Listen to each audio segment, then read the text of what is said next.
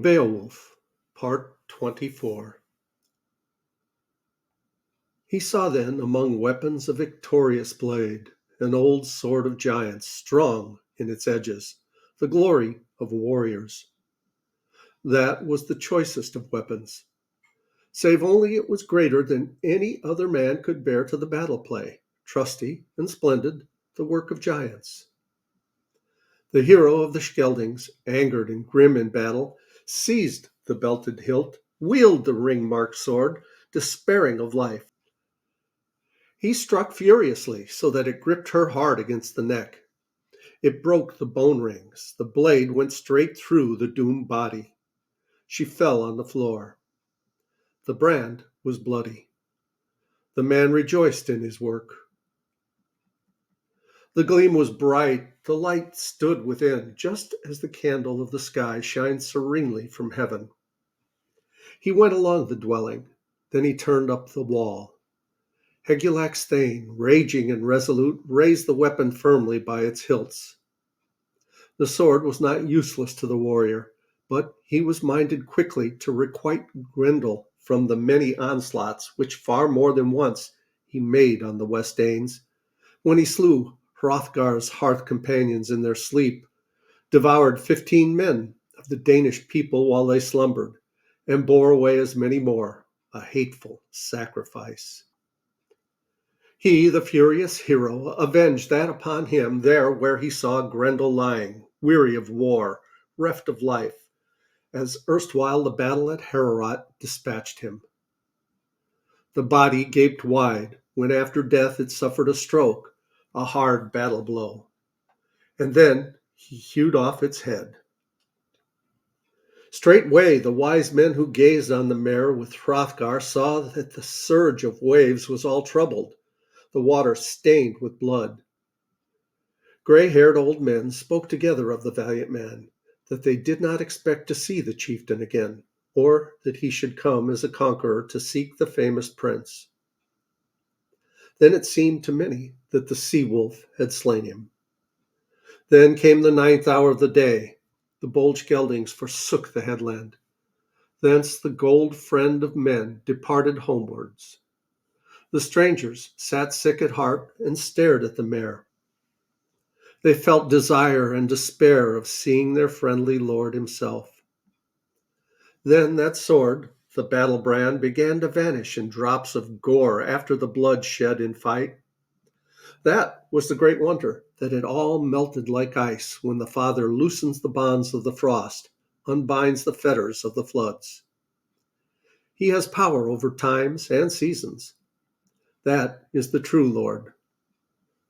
The prince of the Geats took no more of the precious hoardings in his haunts, though he saw many there, save the head, and with it the treasure-decked hilts. The sword had melted before the inlaid brand had burned away. So hot was that blood, and so poisonous the alien spirit who died in it. Straightway he fell to swimming. He who before in the struggle endured the fall of foes dived up through the water. The wave surges were all cleansed, the great haunts where the alien spirit gave up his life and his fleeting state. Then the protector of seamen, brave-minded, came swimming to land. He took pleasure in the sea booty, in the mighty burden which he bore with him. They went to meet him, the excellent troops of thanes. They thanked God. They rejoiced in the prince that they could behold him safe and sound. Then helm and corselet were loosened with speed from off the brave man.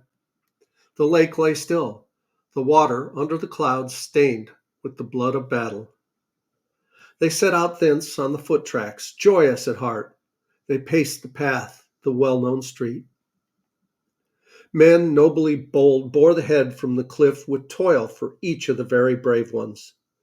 4 men with difficulty had to carry Grendel's head to the gold hall on the battle spear, until all of a sudden the 14 brave warlike Geats came to the hall. Their lord trod the fields about the mead hall with them, fearless among his followers.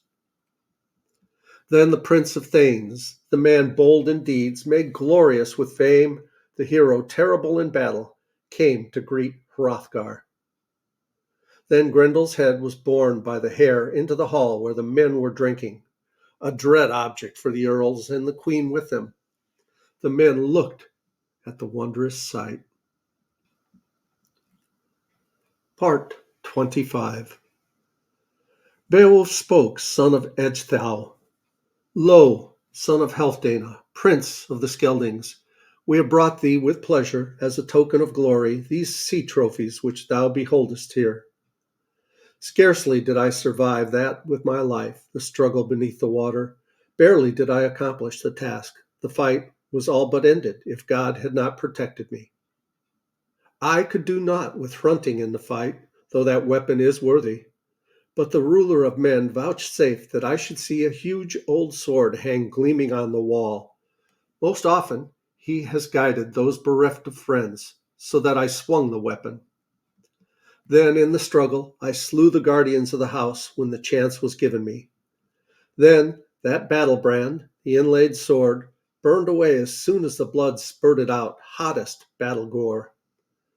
Thence from the foes I carried off the hilt. I avenged, as was fitting, the deeds of malice, the massacre of the Danes.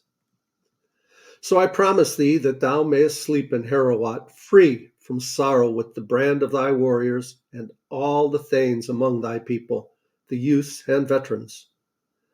That thou, prince of the Skeldings, dost not need to dread death for the earls from the quarter thou didst formerly. Then the gold hilt, the ancient work of giants, was given into the hands of the old warrior, the gray-haired leader. It came into the possession of the Prince of Danes, the work of cunning smiths after the death of the monsters, and after the creature of hostile heart, God's foe, guilty of murder, and his mother also had left this world. It came into the power of the best of mighty kings between the seas who dealt out money in Scandinavia.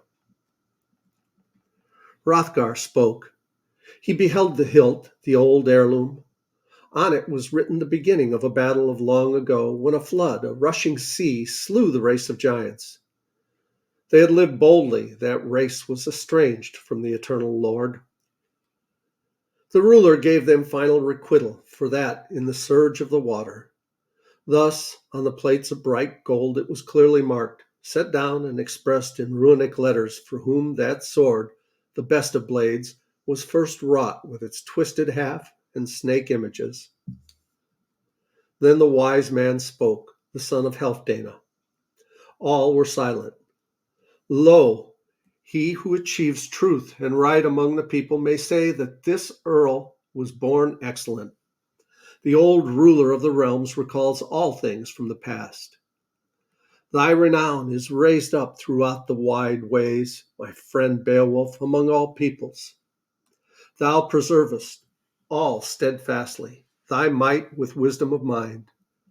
I shall show thee my favor, as before we agreed. Thou shalt be granted for long years as solace to thy people, as a help to heroes. Not so did Heremon prove to the sons of Ecgtheow, the honorable Skeldings. His way was not as they wished, but to the slaughter and butchery of the people of the Danes. Savage in mood, he killed his table companions, his trusty counselors, until he, the famous prince, departed alone from the joys of men, although mighty God had made him great by the joys of power and by strength, had raised him above all men. Yet there grew in his heart a bloodthirsty brood of thoughts. He gave out no ring to the Danes according to custom. Joyless he dwelt, so that he reaped the reward of his hostility, the long evil to his people. Learn thou by this, lay hold on virtue. I have spoken this for thy good from the wisdom of many years. It is wonderful to tell how mighty God, with his generous thought, bestows on mankind wisdom, land, and rank. He has dominion over all things. At times he allows man's thoughts to turn to love a famous lineage. He gives him in his land the joys of domain, the stronghold of men to keep. He puts the parts of the world, a wide kingdom, in such subjugation to him that he cannot in his folly conceive an end to that. He lives in plenty. Nothing afflicts him, neither sickness nor age. Nor does sorrow darken his mind, nor does strife anywhere show forth sword hatred, but all the world meets his desire. And we'll go on with part 26 in the next video. Please like, subscribe, leave a comment down below. I love you guys. As Tigger says, ta-ta for now.